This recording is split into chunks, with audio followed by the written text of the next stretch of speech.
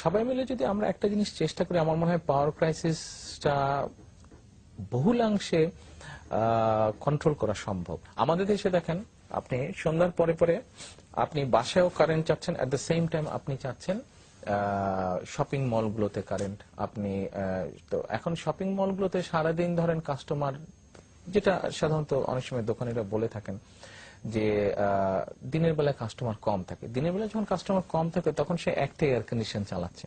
সন্ধ্যার পরে যখন বাতি অর্ধেক বন্ধ করে দিচ্ছে। সন্ধ্যার পরে যখন কাস্টমার আসছে তখন সে একটার বদলে দুটো বা তিনটে এয়ার কন্ডিশন চালিয়ে দিচ্ছে, কারণ কাস্টমার ঢুকছে।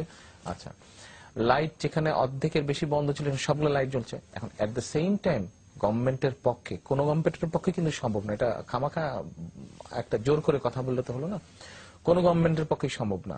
যদি সম্ভব হতো তাহলে লন্ডনে বা টোকিওতে বা নিউ ইয়র্কে এরা সন্ধ্যার পরে দোকানপাট বন্ধ করে দিত না, চালু রাখতো তারাও। তো সেগুলো তো রিচ কান্ট্রি, রিসোর্সফুল কান্ট্রি, তারা দরকার হলে এক্সট্রা জেনারেশন সেন্টার বসিয়ে তারা এক্সট্রা পাওয়ার জেনারেট করে ওগুলোতে সাপ্লাই দিত, তাহলে কিন্তু তাদের ওখানে হতো। কিন্তু আমাদের এখানে আমি ঘরেও চাবো, এট দ্য সেম টাইম ওখানেও চাবো, সব দিকে লোড পড়ছে। তখন একটার বদলে তিনটা এয়ার কন্ডিশন চলছে, 5টার বদলে 20টা বাতি জ্বালাচ্ছে। তো এগুলো তো সব কনজিউম করছে। আবার আমার অর্ধেক লোক বাড়িতে রয়ে যাচ্ছে, সেও হয়তো ফ্যান চালাচ্ছে, লাইট জ্বালাচ্ছে, এয়ার কন্ডিশন চালাচ্ছে, ফ্রিজ চলছে, টিভি চলছে, সবকিছু চলছে। আমি ইন্টারাপ্ট করি।